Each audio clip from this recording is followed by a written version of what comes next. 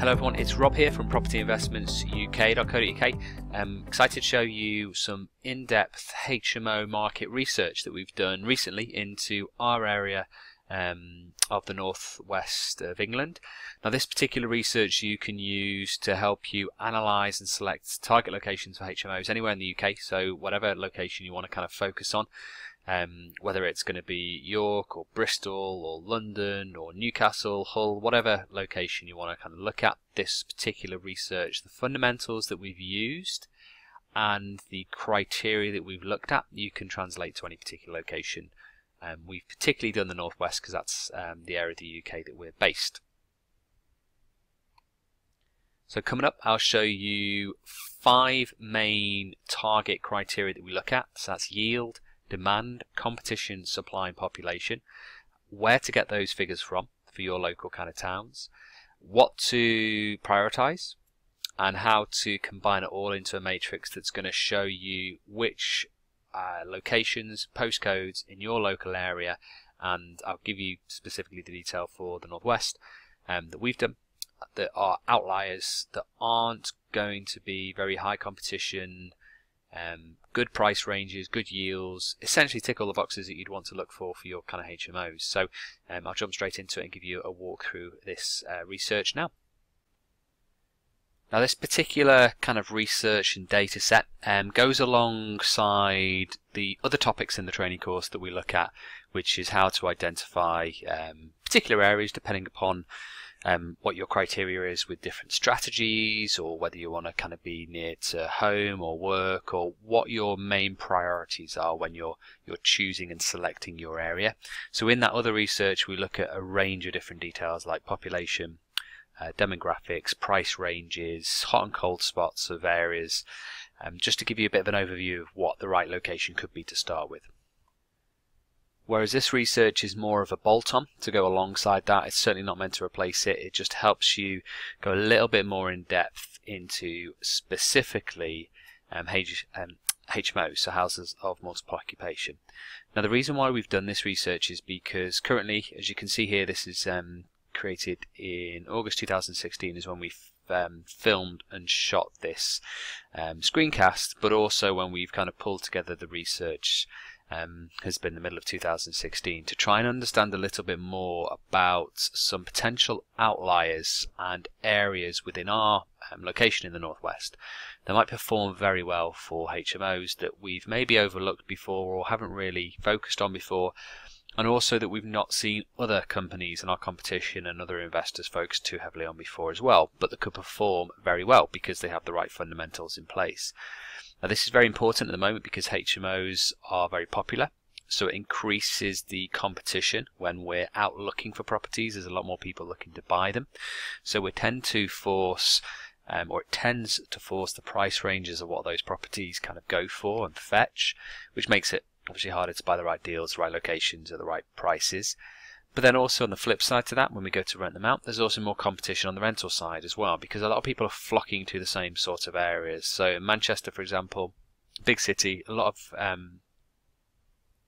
interests in HMOs, but Manchester Council specifically has something called Article 4 in place, which restricts new HMOs getting planning permission or being converted from residential properties into HMOs with permitted development. So because of that, people are looking at alternate locations and alternate council areas that are still close by to Manchester. So they'll tend to look at councils like Salford or Tameside, and that pushes up the demand therefore in those locations until it becomes quite saturated on a professional kind of HMO structure. And there's some other councils as well that have been impacted similar to that. So the whole point of this research was to try and find those outliers, those areas that will perform very well, that don't have those same kind of competition pressures as some of the more popular areas do.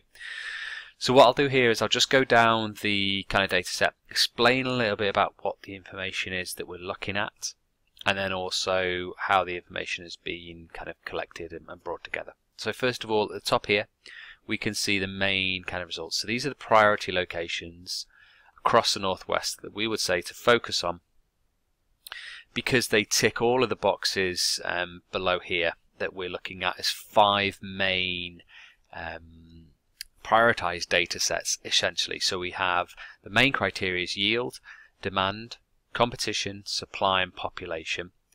And these areas here at the top, 1 to 5, and these are in priority order as well, so 1 being the most popular or the most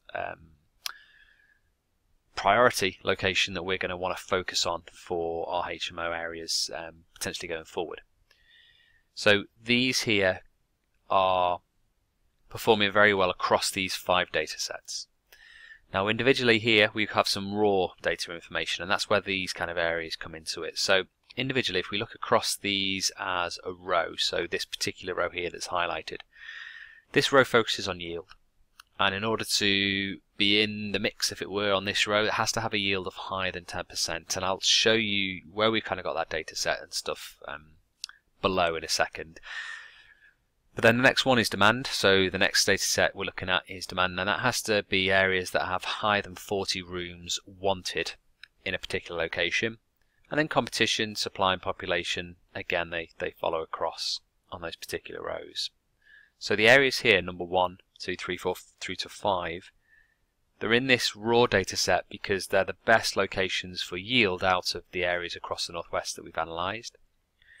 The areas here, number 1, 2, 3, 4, 5, are performing the best for demand solely in the northwest based on this criteria of higher than 40 rooms wanted. So number 1 has the most rooms wanted in that particular or out of that particular research, for example. So we know these locations on a raw level perform very well for these individual aspects, so yield through to population.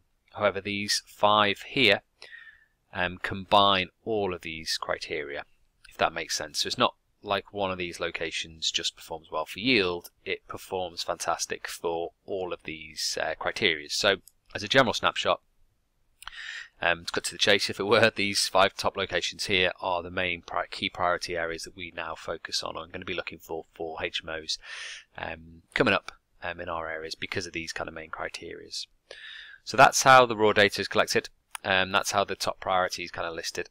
And then as we scroll down, I'll show you the main locations that we've got the data set from, so you can use this information even if you're not looking to do HMOs in the northwest. If you're looking at other areas, you can use the same information and just obviously create your own data sets and structure and matrix for it.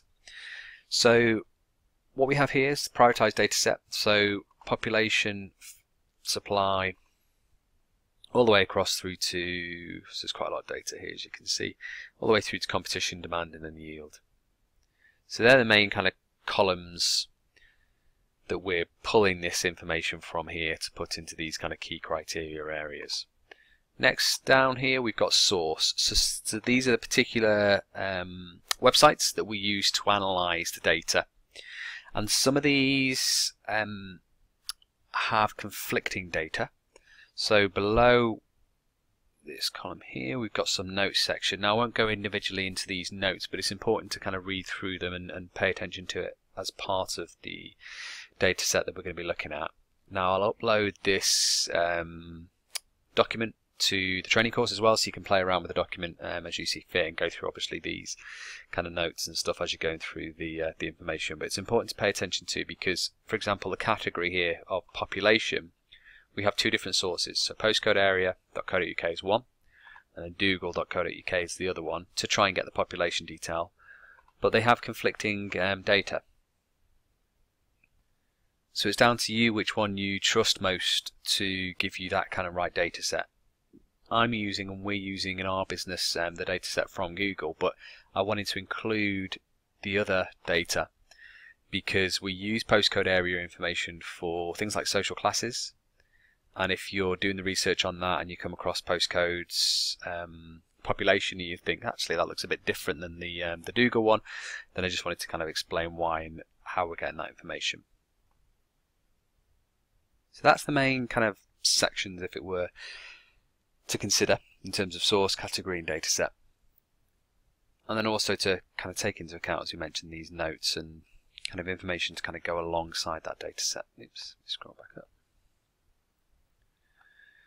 Okay, and then as we go across, so I'll just explain the different detail at the top here, and then we'll look at the data in a second below. So we've got social class, population. housing stock, so this is going to be all of the households in a particular location. And then also the types of housing stock. So you'll find that majority of HMOs is a conversion from residential housing stock of terrace houses or semi-detached houses. So that's why we focus on those as the criteria. You'll also get HMOs that are converted from commercial premises that work very well. But the data we're looking at here is just to try and give us a snapshot really as to what areas can work very well as outliers. And then obviously when you've got those areas, you can then start to look at and see what individual opportunities are available in those locations. So as you scroll across, we've also got price earnings. So this is important to understand how affordable a particular location is with the local population. So Mouse Price is another website that we use, and that gives us a lot more data than some of the other kind of property portals. So Mouse Price here, as you can see on the price earnings element, we've got an average asking price or current value of a property.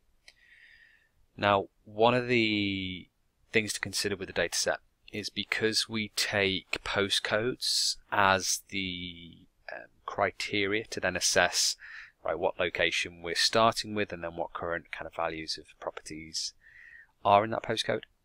You will have some postcodes that cross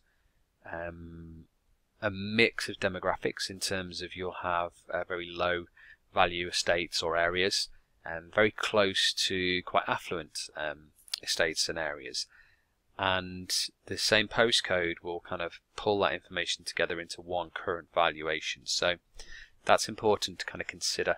If you know your local town or your local city, just take that into account when you're looking at the data sets.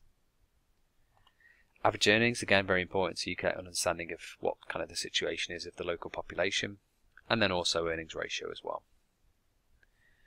As you scroll across here, it breaks down the prices of the properties into more individual type stock, so 2-bedroom houses, for example, and 3-bedroom houses, and that's important to understand to try and see what the general rental yields are in a location, because if it's too low, that location might not work not only for a straightforward vanilla buy to let, but it might have quite low yields for HMOs as well. And one of the reasons why the majority of people look at HMOs is because of the increase in yields that they can generate. So if that's the key criteria, then it's important to look at areas that do have very good yields. So we break that down in terms of not only the asking prices, but also the asking rents, and that's data now collected from Zoopla.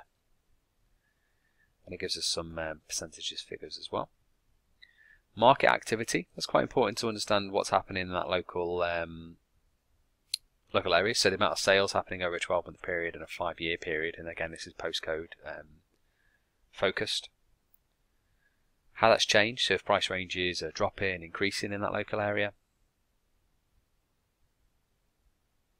All the way through to median selling times.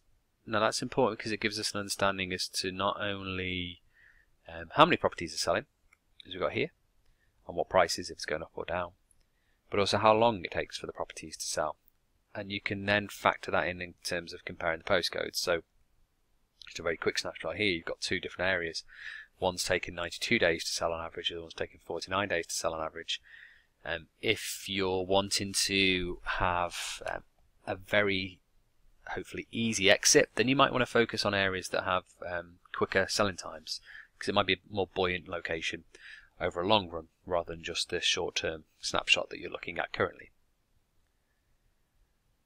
So that's under 100,000, that's under or between 100 and 200,000, and that's good because it gives us the right sort of price ranges of the properties that will fall within the HMO category for most of the areas across the northwest. Next up, we've got how many rooms for rent in that particular area. So we're using spare room now and looking at HMO competition. Rooms wanted in that particular area. And now this is important to understand again from a data set point of view where it's coming from.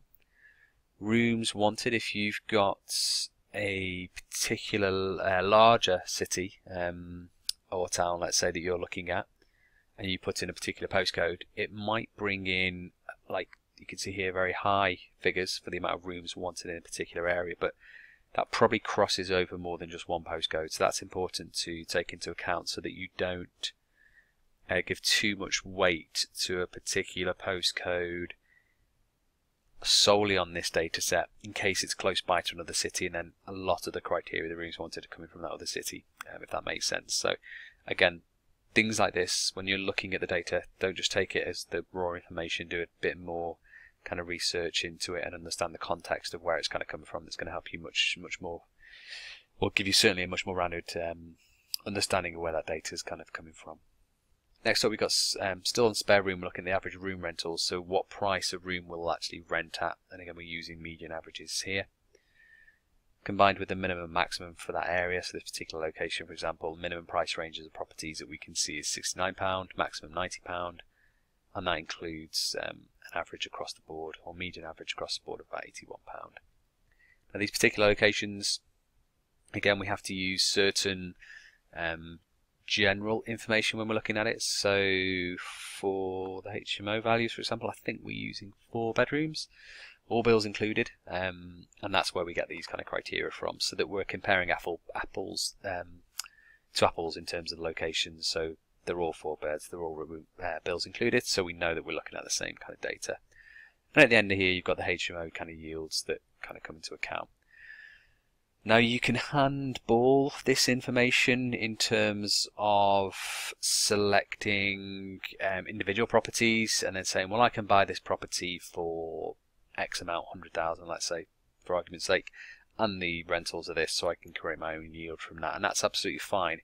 What I wanted to do here was take out the potential human error aspect, though, and look at this purely from a data aspect, or raw data aspect. So we have a calculation here that takes into account the average room rentals divided by the average kind of asking price for the properties in that area, so that we're looking at, again, comparing apples for apples. And within this yield section, these are gross yields, but we're looking at a yield of 10% or more in order for it to fulfill the criteria that we originally looked at, which is for these here.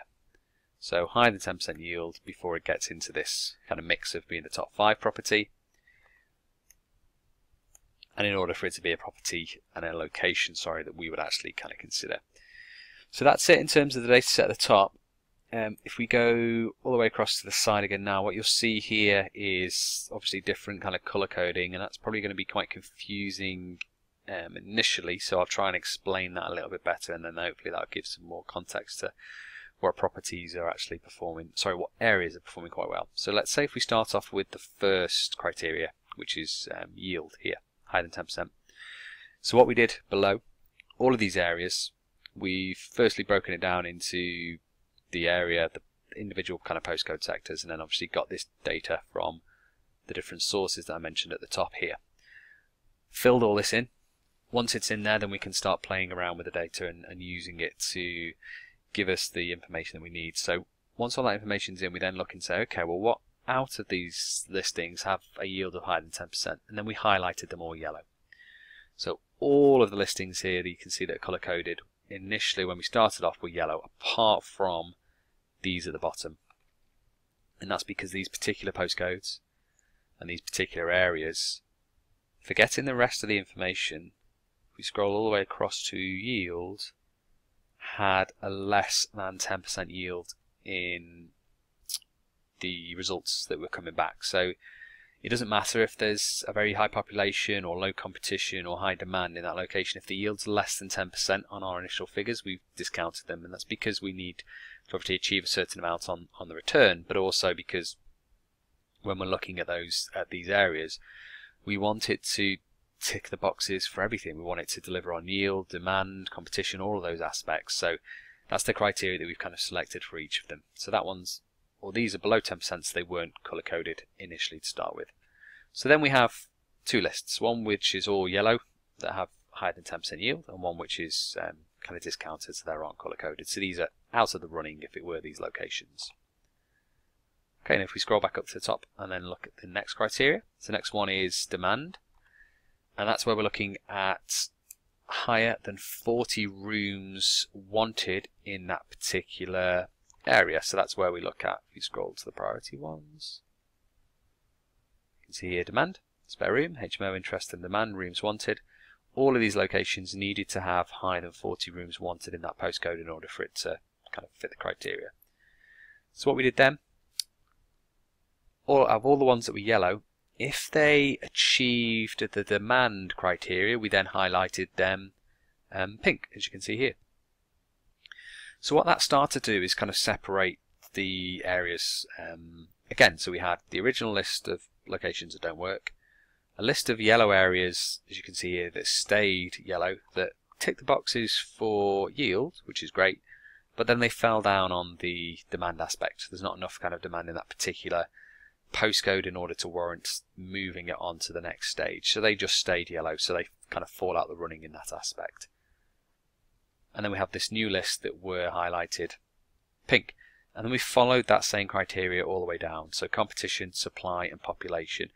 Until eventually what we have is a matrix of obviously different colour coding, but ultimately this purple colour you can see here, any of these areas that are coloured purple therefore achieve each of these individual aspects. It passes the criteria for yield, passes the criteria for demand, competition, supply, and then also population.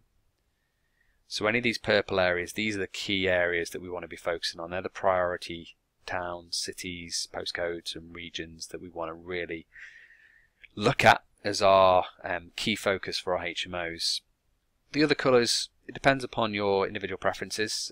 They may work for you depending on your criteria, or when you look at the other locations for whatever reason, if they're not suitable for you, you don't like them or you don't want to look at them and focus on them, you can then just obviously choose the kind of colour coded option that fits you best really. So once we've got now a list of purple locations, it's a case of having a look at it and trying to pinpoint the data sets that mean the most to us in terms of, okay, these are all kind of purple criteria, so this particular kind of area here and postcode, this one, these two, for example, which is the best out of all those criteria, and that's where we've ended up with this kind of top priority list here of 1 to 5, with 1 being the best and 5 being not the best, but still better than the ones that haven't kind of made that top priority list. So hopefully that helps give you a bit of an idea in terms of the further, more detailed research that you can do to try and analyse HMOs and houses of multiple occupation in your local city. So you can do this anywhere, you can do this whatever location of the country you're based in. We've obviously looked at a lot of areas here because we're covering the whole of the Northwest, but if you're based in one particular city, so if you're based in York or Leeds or Bristol or Newcastle or Hull or wherever it might be, and you want to focus just in your area and just in your postcode, you can run this same research and you just have a smaller data set to look at, smaller number of postcodes, and then you just prioritize whichever one you want. But oops, if we scroll back up here, you can use these sources here to give you the information on these categories, so population, social class. Check these data sets and then prioritize them however you wish. Personally, I prioritized yield, demand, competition, supply and population, and that's why we've ended up with these purple highlighted locations and then ended up with this kind of top 5 priority list. So hopefully that helps. Obviously use the information yourself if you're looking to focus on the Northwest, to look at these hopefully new areas, these outliers that could work very well as new locations for HMOs, and give me some feedback. It'd be great to hear how you're getting on. Obviously if HMOs is your strategy, your criteria, it'd be fantastic to see if this research kind of helps you, whatever your area you're looking at. And any questions as you kind of progress, I'm more than happy to help, so feel free to send them across, email me across, or drop them below this video. Always happy to help. All the best. Take care. Thank you for watching this video. If you like this content and you'd like to join our free online property training course, we've got a link for it on this page, and in there we cover a range of different property strategies to help you get started, either building a long-term property portfolio or creating a cash-flowing property business. We also look at ways to increase your return on investment with any of the property you may be considering, and we also have a couple of cheat sheets and downloadable documents in there as well. Simply click on the link to join the free training course today.